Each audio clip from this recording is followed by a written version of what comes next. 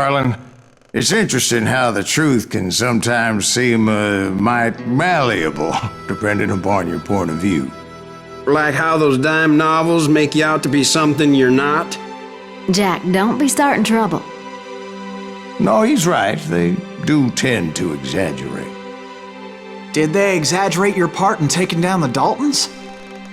Well, I was there in the flesh, boy, so I saw what happened firsthand.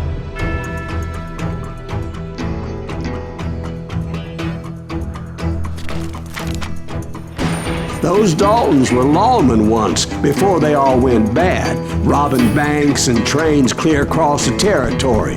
Until Coffeeville, of course. I was one of the citizens who took up arms that day. Fighting on the side of the riot? I did my best, sir. We all did.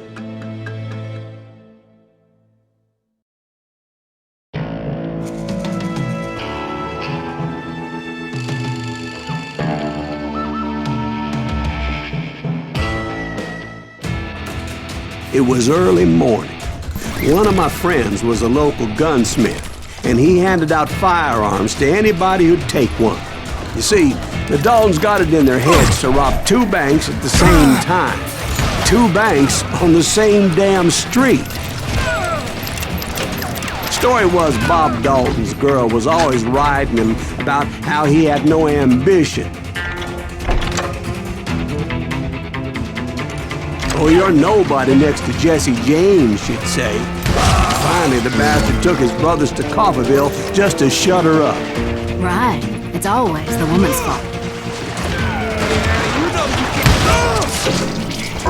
Well, the locals recognized the Daltons right off.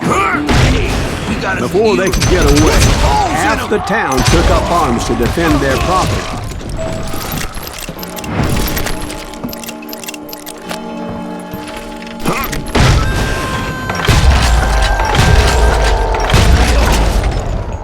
The brothers paid dearly for their stupidity, but everybody knows they had it coming. There's more to it than that.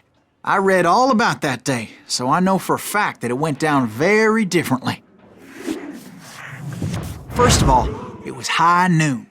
A posse of U.S. deputy marshals were on the rooftop across the street. Get ready, boys. They're gonna make a move. The lawmen had been tracking the Daltons for months, but now they finally had them dead to rights.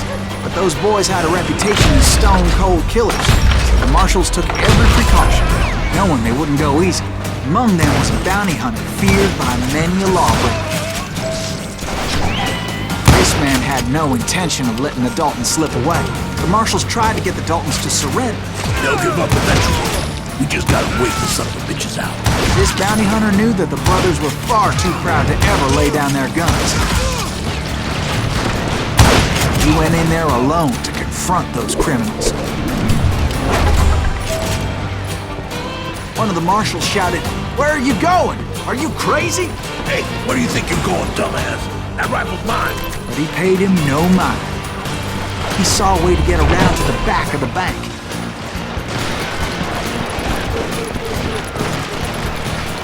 Then he figured out how to hit the Daltons from a direction they weren't expecting.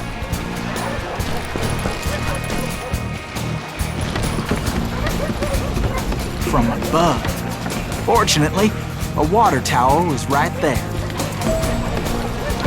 A moment later, he was climbing up a steep ladder, laughing at danger as he did.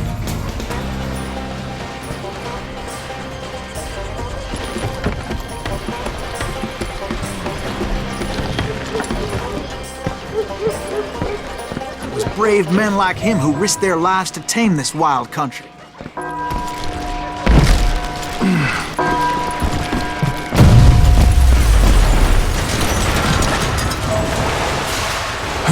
We've got company.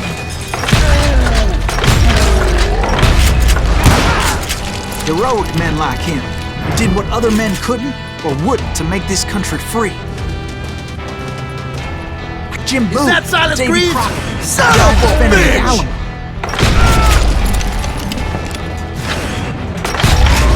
Brother, I'm gonna make you pay for that.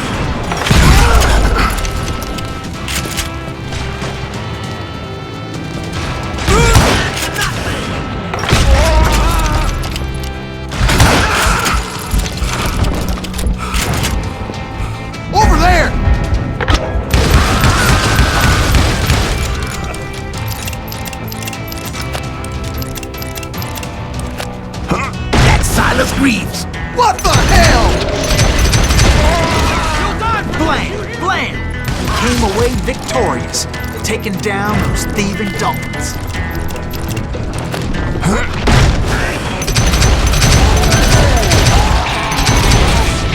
His name was Silas Greaves, and when the dust finally settled, he was the last man standing. Sorry, kid, but that just wasn't the way it happened.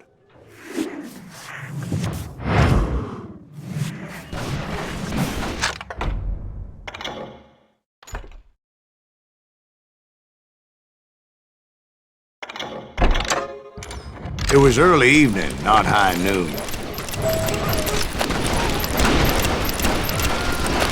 The Daltons blew up a safe, and were all set to hightail it out of there.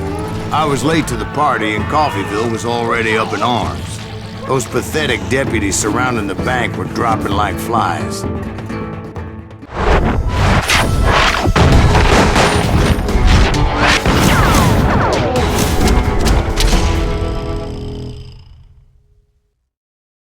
I had been tracking those jokers for months, waiting for them to do something reckless. Finally, they did. Those stupid bastards decided to rob 2 banks at the same time in the same town where everybody knew them. But they still had friends in Coffeeville. Go ahead!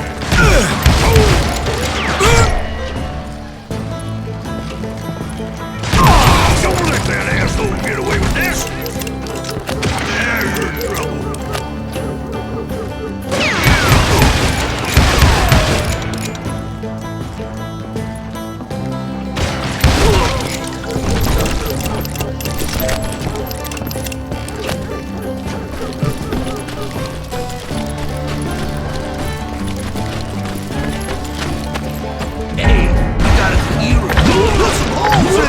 Those friends came after me like a pack of wild dogs, tooth and nail. They were coming at me from all directions. I caught sight of the Daltons running with the money and didn't want to lose them. Problem was, they knew the town better than I did. And to top it off, I found myself in the middle of another shootout entirely. Did the Daltons hole up in somebody's house? No, it was the Smiths, I believe. They were cousins of the Daltons, and they were shooting at the Browns, who were shooting at the Daltons, which wasn't any surprise, because those 2 families have been feuding forever. And since the Joneses are related to the Browns, they shot at the Smiths, pissing off the Heimhoffers, whose daughter recently married a Smith. Well, bullets were flying every which way as all the old feuds in Kansas caught fire all at once. There was a hell of a lot of pissed off people in Coffeeville that day. But that's just the way life is sometimes. Shit happens.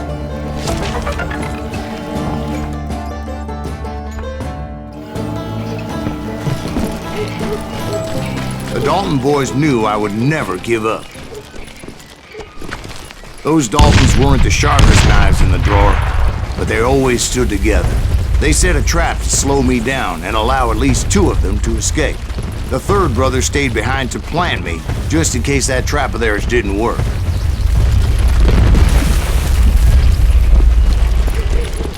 It was Emmett, the youngest, and he decided to stand his ground and face me down. I ain't afraid of you, Silas Greaves. This is where it ends for you. He was determined to protect his brothers. I understood how he felt. Taking me on all by his lonesome wasn't exactly a recipe for a long life.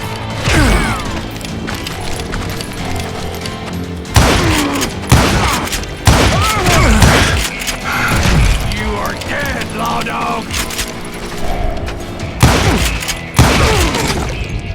But Emmett Dalton survived the robbery in Coffeeville. He's the only Dalton who did.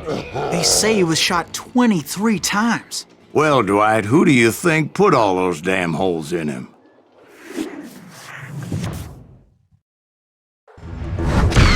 But I have to admit, that boy had grit.